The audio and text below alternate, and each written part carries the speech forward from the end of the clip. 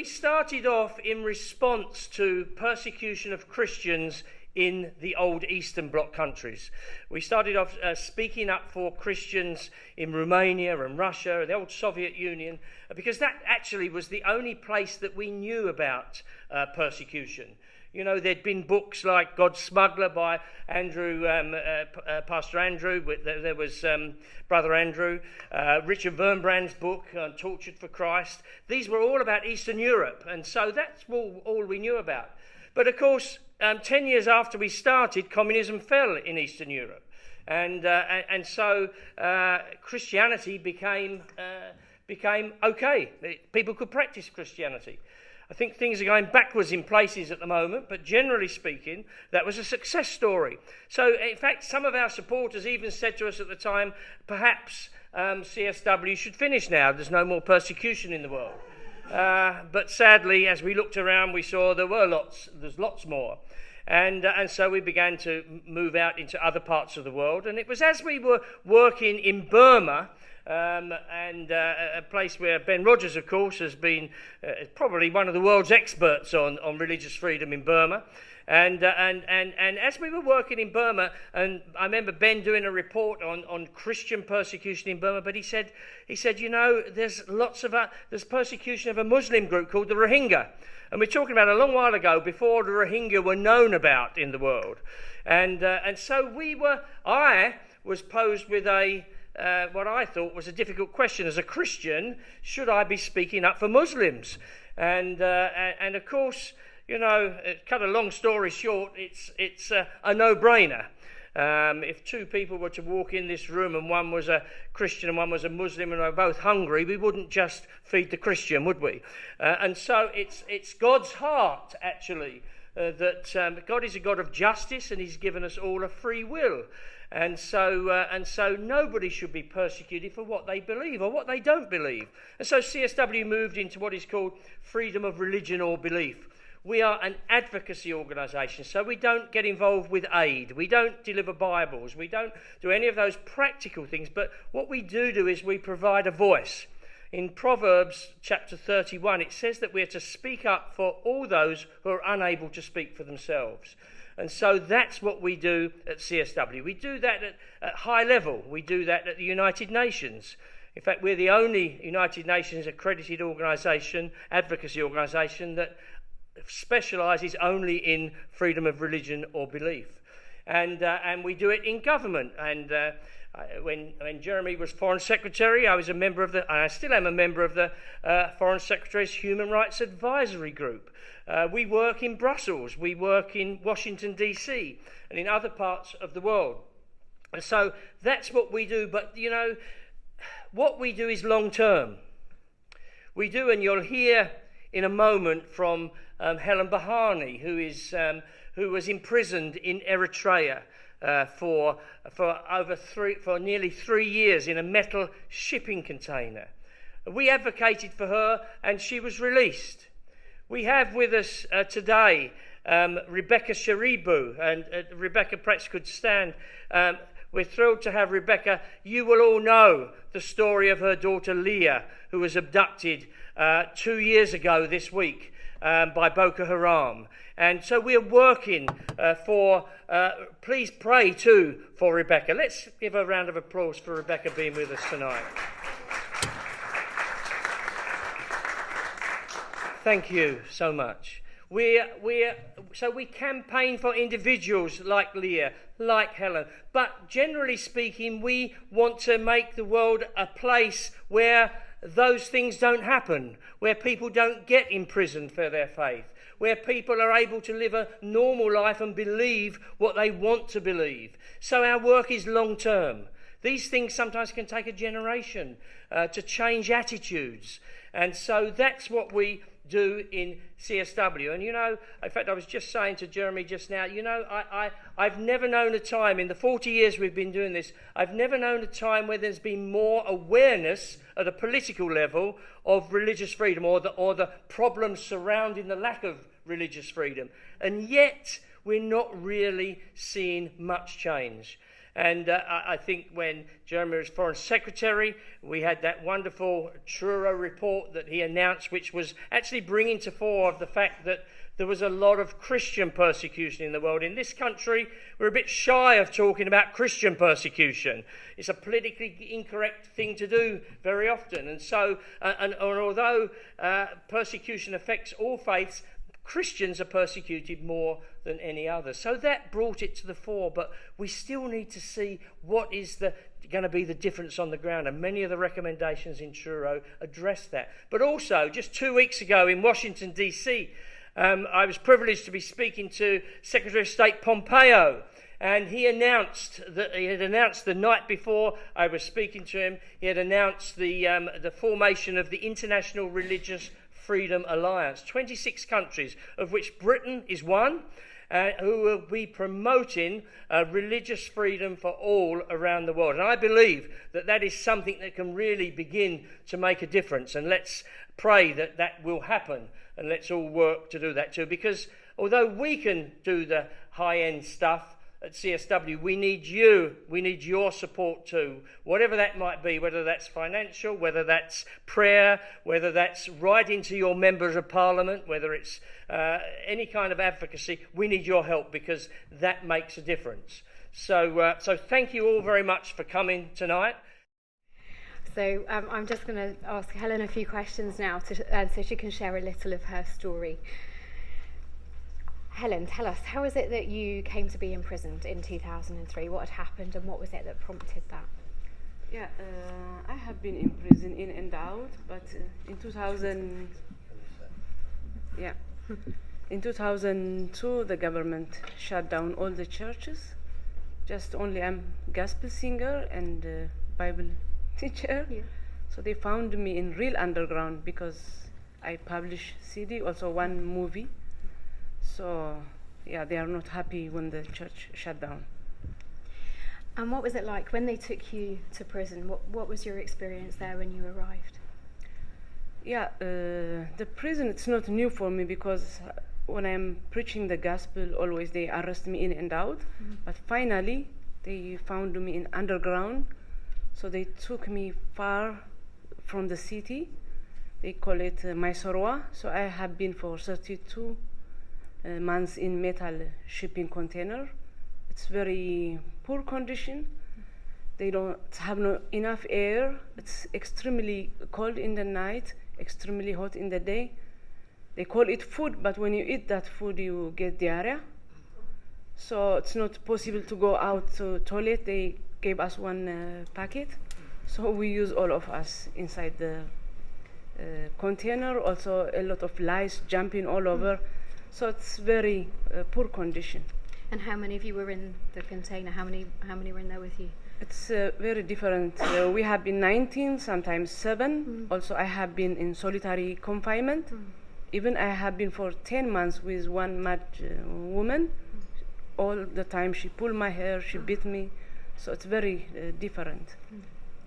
And what was it that kept you going? How did you sustain yourself during that time? Yeah, because before my imprisonment, I have been reading books about persecution. Actually, the last book is about Richard Rembrandt. So I understand Christianity, it's not only smooth way. Yeah. So also I'm praying, also reading my Bible, even though it's not allowed. Also, always I'm singing, worshiping. That's incredible, and I find that so hard. Every time you say that to me, I struggle to get my head around being able to sing and praise in those kind of conditions. How did you do that, and how did the other prisoners around you react when you were singing and you said we must sing? Yeah, because always I compare with the Bible how our forefathers passed through all these kind of exams in life. So always I mention about Paul and Silas in Acts 16:25. Also when Jericho collapsed in the book of Joshua 6:14-15. Also Paul mentioned it, rejoice to the Lord in Philippi 4:4. So these words I put them in my life. So if our forefathers passed through that, so I understand to worship in difficult times, so the prison doors can open. That must have been hard, though. There must have been times where part of you didn't want to do that, but yet you kept going. Yeah, for me, I have no this kind of thing, because, as I told you, if you read your Bible properly, so the only thing you need to know how you can pass the exam. Yeah. Also, I have been very focused Yeah. in the exam, because if you are in exam time, you can't go around or drink coffee or something. You need to focus to pass the exam. So always I have been focused. Also, we have no any food, but we have been fasting a lot to discipline ourselves, not to change the situation, but we have been fasting a lot. So always we have been very disciplined and sending letters, 4 or 5 letters for prisoners. So when I reach the guards, they are kind of very angry. They torture me almost until death. And did you know that there were people outside of Eritrea who were praying for you at that time? Yeah, you can't hear anything because it's kind of nobody come in that area. But I can feel it, because always torture outside. Inside, it's kind of hell on the earth. So I can feel it. So I say to the fellow prisoners, oh, people are praying for us. I can't see which one, but I can feel it. So when I go out, because they don't want you to die in prison, finally they torture me very badly. So they send me to hospital, after that to home to die. So I hear the people, they are sending letters. So also they are helping me a lot to move from Eritrea to Sudan. So when I arrived to Sudan, all this CSW, they are doing big job, because sometimes if you are in hardship, you feel like alone. Nobody cares. So to see those people, these people caring about us, it's very hard to explain it. So when I arrived to Denmark, Melbourne, Kataza, also Stuart, oh, this lovely man. They come to my house. I feel like, oh my goodness, we have fathers. Also, still they are trying to help me. How can I manage in Denmark? Still until now. If something happens, I send letter to Kataza. What is this? So she helped me, all of them. So I have no words. If I have something, I will do. But the only thing, at this moment, the only thing I can speak about them. They are doing good job. Thank you, Melbourne. I love you so much.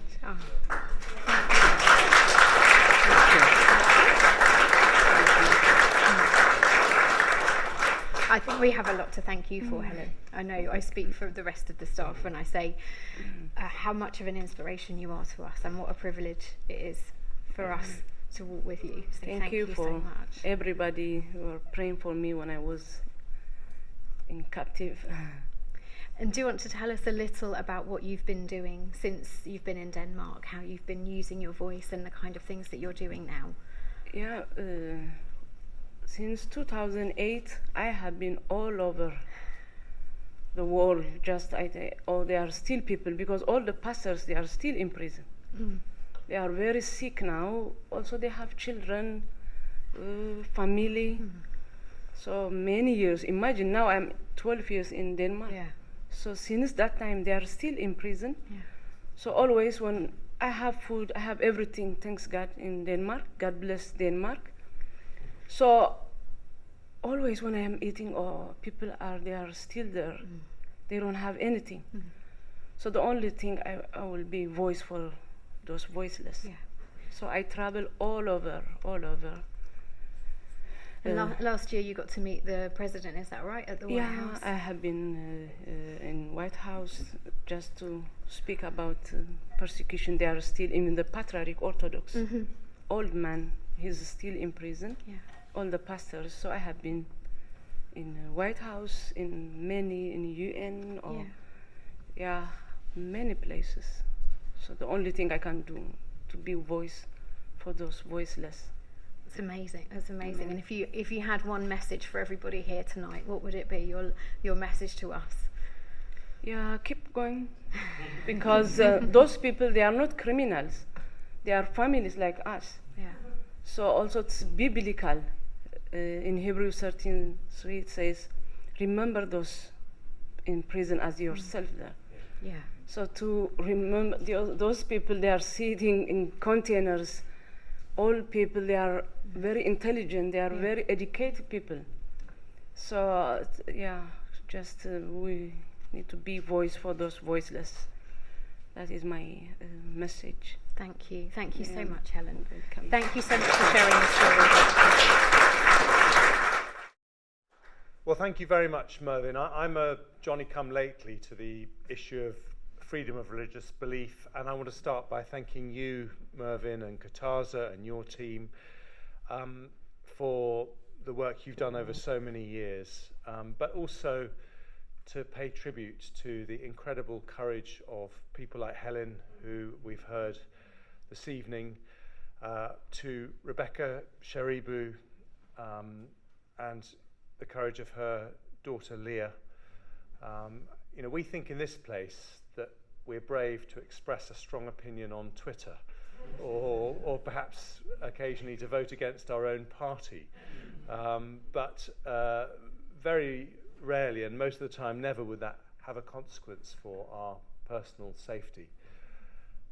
But for a 14-year-old girl to refuse to convert to Islam when she's been kidnapped by Boko Haram, I mean, that is the definition of courage.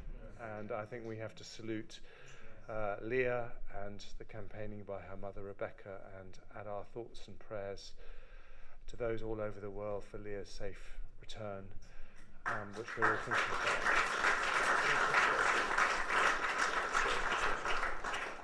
about. And listening to Mervyn talk about the debate between different Christian denominations, and indeed the debates that we sometimes have between the religions of the world, and then listening to Helen talk about her time in that container, made me remember that I've always felt that the central insight of Christianity, all faiths have their insights, but the central insight of Christianity is about the role of suffering in human life and how to cope with it, because of course that is the story of Christ. And I think that you brought that home to us this evening, Helen, and I think we're all incredibly grateful for that.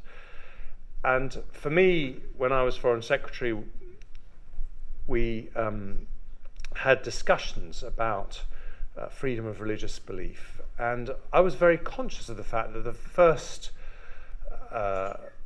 example of that I was asked to advocate for by my staff at the Foreign Office was the Rohingya, who have had an absolutely terrible time in Burma, and I met Aung San Suu Kyi in September of 2018.